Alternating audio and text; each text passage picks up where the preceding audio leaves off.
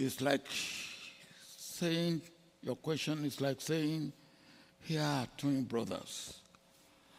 And then you ask, what is the merit of twin brothers working together, living together, and coming together?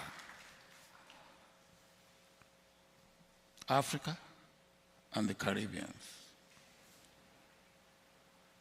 they are one and the same people, the same culture. When I had the opportunity of going to prison, thanks to one mad soldier in Nigeria called Abacha, and I came out, one of the first places I went was the Caribbean. I actually went to Jamaica, and PJ was the prime minister then. And the boss word then was globalization. And PJ permitted me to speak to the parliament and to have many opportunities to speak. And I said, look, here we are again, globalization. If we were not globalized, you people will not be in Jamaica and the Caribbean. So don't let anybody come up and say to us and package these things and give to us, and without us unwrapping it and looking at the content, what is there. We mouth it, we take the received package, and we carry it all over. They will say, and the globalization, of course, as you know, and I will come to the book you talk about, we were globalized. That's why you have black in the Caribbean, in the so-called New World, and it was the greatest inhumanity to human beings, the height of cruelty, the height of iniquity, the most or the greatest movement of people from one continent to another. For what reasons? For the greed of human beings. Now, we left that, slavery and slave trade, we got into colonialism on the African continent, on the Caribbean side. At that time, they were not talking of globalization anymore. It was separation. We in Africa must not even be connected with they in the Caribbean, except for punishment. Those of you who know the history will remember the history of the king of Opobo, King Jaja of Opobo, who was shipped as a punishment, exiled from Nigeria to the Caribbean. And for what? It's a fantastic place. Well, not when you had to be exiled, you might as well be in the Caribbean. No. Shalka, not when you are being shipped for punishment. Right. Because he was isolated. And what was his offense? The colonial power wanted palm oil. And he said, look, you can have palm oil, but let me be part of the trade. Now, that was his offense. And for that, they found him incorrigible. And he had to be exiled to the Caribbean. That was another form of globalization. So moving forward, So we have every reason, even if for our emancipation, for our liberation, for our development, we have every reason to come together. Absolutely. Because we are one and the same. I would like to bring in Honorable Patterson into the discussion. Again, the same question to you. Where do you see the real driver, the impetus for this cooperation? Obviously, you've been working with it through your advocacy institute. But also, sir, I would like you to touch on where do you see this? Do you see this just as a political grouping, a grouping which creates one voice? Or is there more to it, like potential for trade and investment flows? Let me begin by saying it's always better to be in the Bahamas. And our brothers and sisters from Africa have paid us a great honor by deciding to hold this, the 31st annual meeting of the bank in the place where Columbus landed when he lost his way to India.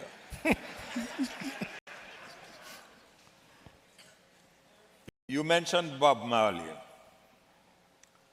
One of his better lines, and there are many, said it this way: stolen from Africa, brought to America.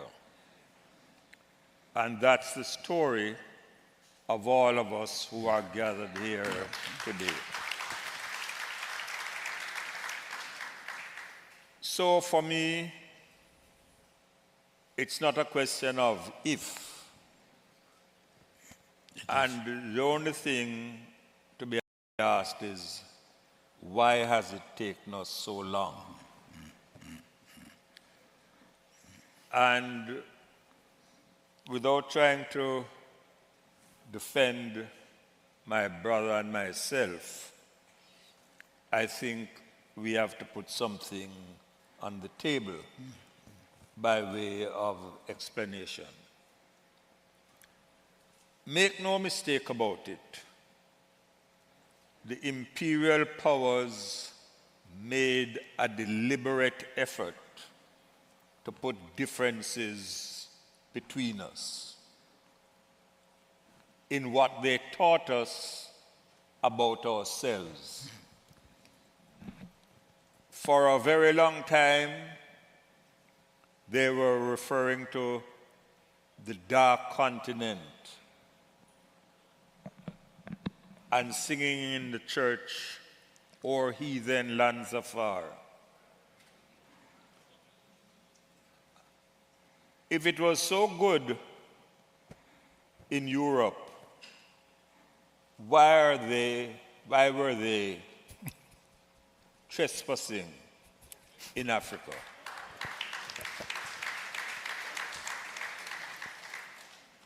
Europe could not exist and attain the level of development it did without plundering the resources of Africa,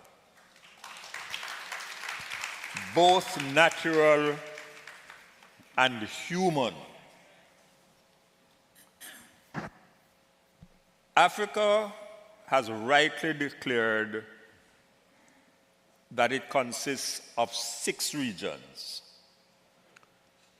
And the 6th region is the Caribbean and its diaspora. And we have to stop the talk and now walk the walk.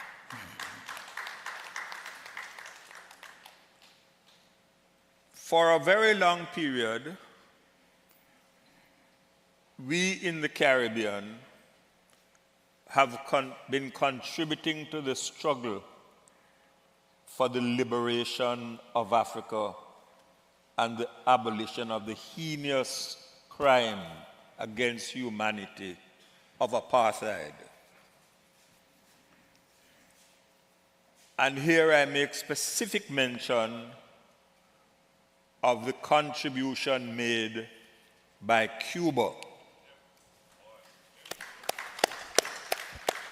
And I say bluntly, when we talk about Africa and the Caribbean, we have to find a way of remembering that God made Cuba a Caribbean nation state. In the Caribbean also is the country of Haiti, which struck the first blow for freedom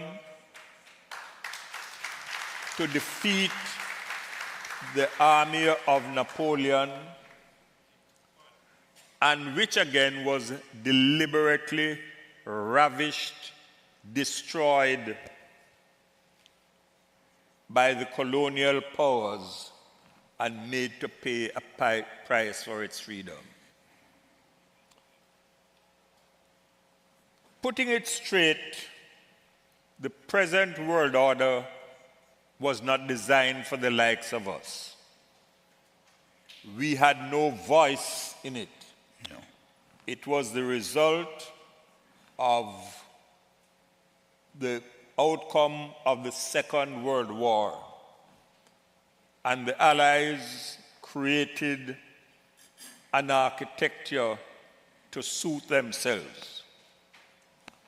My first meeting with my brother was in 1979, when Michael Manley convened a meeting for us to discuss how to secure the new international economic order. We don't want only a new international economic order. We want a just and an equitable international order in its entirety, political, social, and economic. So it's interesting. You spoke about that in 1979. Yeah. 45 years later, have we made progress? And if not, why not? We have got promises. We were told we were going to get 0.7 of GDP of developed countries. We've got zilch. We were told in Monterrey at a conference that the international agencies were going to concentrate on development financing. Instead, we have accumulated mountains of debt. Even on what you might call the front of racial dignity, we were promised in Durban years ago that we were going to have a multilateral system that would address the questions of racial discrimination and inequity between countries. 23 years after, Oxfam is international is reporting that the endemic disadvantages built in our society pertaining to health, pertaining to land, pertaining to access of quality education that develops the knowledge which enables us to compete on an equal footing in every sphere of endeavor, is a dream which still eludes us. So I want to bring in, sorry. And my message simply is, time for talking done. Time for action now. Now. And let us begin with this conference in Nassau, the presence of Afrexim Bank, and let us decide we are going to forge our own path, and we are going to finance our own development, and we are going to develop our own trading links between us. Nobody will stop us if we act as one. So there is actually a well-known global organization which focuses on no action, talk only. It's called NATO. But okay, so over to you, sir. Now, I just want to. Sorry. Sorry. I want to add a little bit to what PJ has said about that memorable meeting in Runaway Bay. And you remember, I remember vividly, we had Nordley from Norway, we had Pierre Trudeau from Canada, we have Malcolm Fraser from Australia, we have the German, West German Chancellor, Helmut Schmidt. Yeah. And I remember Helmut Schmidt said to us that he doesn't believe in the new order that deprives his country shipbuilding opportunities that is now moving to Asia. He doesn't believe in the order that is moving textile industry from Germany to Asia. And because it is now impoverishing his country. And I said to him that the poverty of your people and your country you are talking about is when a family cannot get a second car. That's poverty for you. Now, poverty for my own people was that nobody can afford a pair of shoes. And so you can compare. You are talking of a second car for a family, and therefore you are poor. I am talking of no shoes for my own people, and you can imagine that. And it was at that point, he said, well, what are you talking about, no shoes? I said, yes, no shoes. Now, he said one thing, and I just want to repeat that, to underline and emphasize the coming together and the working together and the action now. He said, all these things that we are doing in Asia and in Africa, which is depriving them of what they used to have, shipbuilding, textile industry, they will forgo, but they will come up with high tech. And that is where they will catch us. And they really went for high tech. Well, we were made to believe that even the food that we have to eat, we cannot produce. And this is part of received ideas that we have taken on, unfortunately, with, if I may put it, almost with slavery and slave mentality, unfortunately. We have to get out of this. And nobody will help us. One of the first lessons I learned from my father is that what you can do for yourself, don't outsource it for somebody else to do it for you. Because it will not be good enough. We have outsourced our development to others to do for us. The time has come when that should stop. We have talked too much, and the time has come when it's no longer tautology, it is action. We have even talked of political will. I now talk of political action. Will without action is abortion. Now, we must have action. And PJ said, this is an opportunity.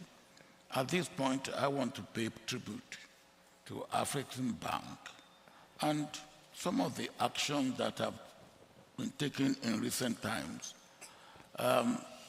African Bank, I was with African Bank last year when African Bank established an office in Barbados. For the first time, we have an African institution establishing an office in the Caribbean, actually taking and acting on the policy of AU at its inception. Because at the inception of AU, we have, as PJ said, 5 regions, and the Caribbean was meant to be the 6th region. Unfortunately, and that is again where the action has to take place, it was meant that when AU meets annually, the president or chairman of CARICOM will be with us. And when CARICOM meets, the president or chairman of AU will come and address. Now, these are institutions that must interlink and interact and work together and action together. And we can do it. And we have to do more of what African Bank has done. I think what President Orama and the team have done has been fantastic and really set the stage for this. So I want to turn to actually both of you. Clearly, the sense is historically we have been, to put it bluntly, we've been all screwed. But now it's time for us to take charge of our own destiny and work together. This session is about pausing and reflecting as we seek to share our common destiny. And I just speak of one experience. In the 70s, the European Union was negotiating with its former colonies, Africa, the Caribbean, and the Pacific. We started off the negotiations as 3 separate groups. When we took the political decision that we would negotiate as one group, we were invincible because we marshaled all the technical skills to compete on equal terms and footing with the European Union. 2, they had interests in particular resources and commodities in our respective countries. And we said, we're not settling on one until we have settled for all. So it shows what is the result when we come together. United we stand, divided we fall. Now let's talk about the future. I want, in the time that remains, to just indicate 6 areas which were identified when our heads had their first summit 3 years ago. First of all, on the political level, we have to fight to change the United Nations and its structure. The Security Council is the powerhouse for peace and security. When any of the permanent members has an interest, we see the inability to act. Africa has no position at present. We must be resolute. The 54 countries of Africa, 14 countries of the Caribbean, 68 of us, we must demand that Africa has a permanent seat in the Security Council. Secondly, we must demand a total overhaul of the multilateral lending institutions. They call themselves donor agencies. Donor agencies give. Donor agencies do not lend to be paid back. And our whole economic system is lopsided. They create special drawing rights and they get the bulk of it. They don't respond to the challenges sufficiently of things like COVID and of climate change. The third thing we have to do, and this is within our competence, we must build trading links between Africa and the Caribbean. The slave trade must be converted into a trade of goods and services. We will expand on that, but at the moment, Africa only accounts for 3% of total world trade and the Caribbean 0.5. We don't need anybody's permission.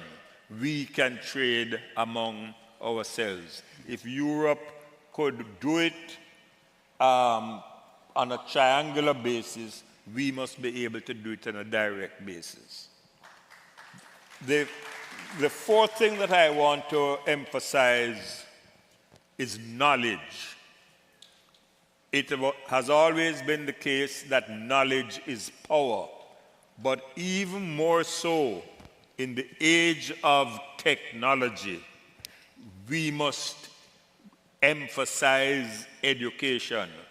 And in the process of education, we must learn about our true selves, the civilization that emanated from Africa in ancient times. As Bob Marley echoed the words of the emperor, we are advanced in knowledge. We are one human race. Out of that education, we must insist on technology.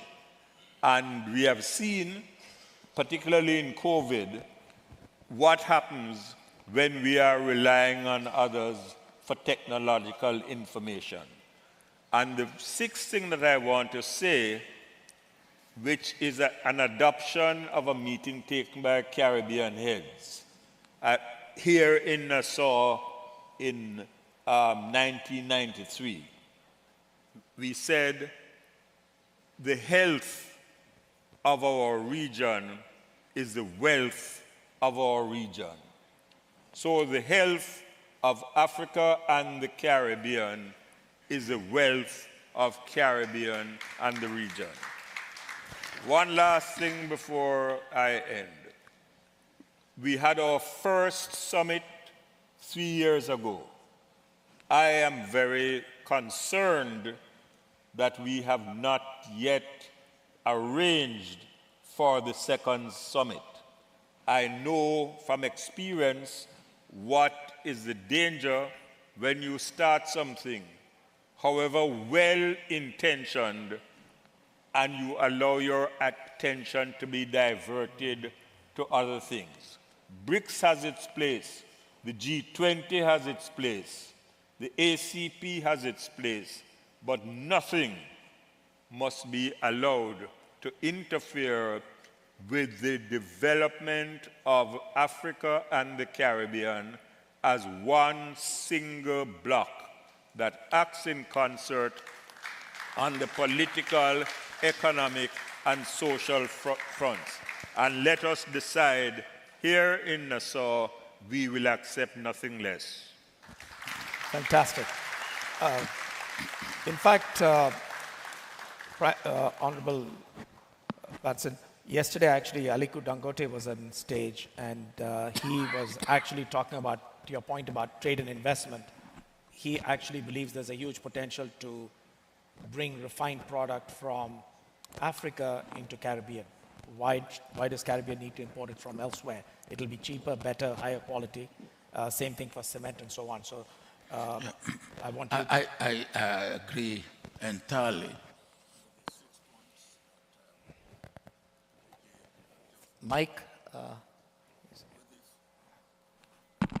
Yeah. Is it working? Could you give us a handheld, please? Oh, thank you, sir.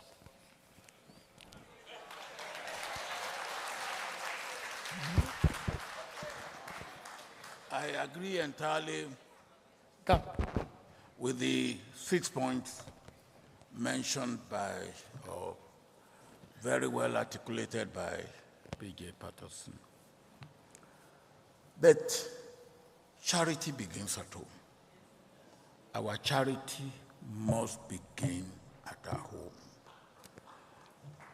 The old adage in our part of the world is that if you want to go far, go alone.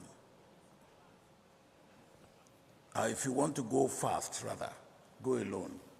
If you want to go far, go together. But we have to go fast and go far. So we have to go alone together. We have to go alone together so that we can go fast and go far at the same time. We also have to put our house in order. Look, we look at the opportunities, the issues that we talk about. Slave trade. We were exploited, we were sold, we were globalized, but there were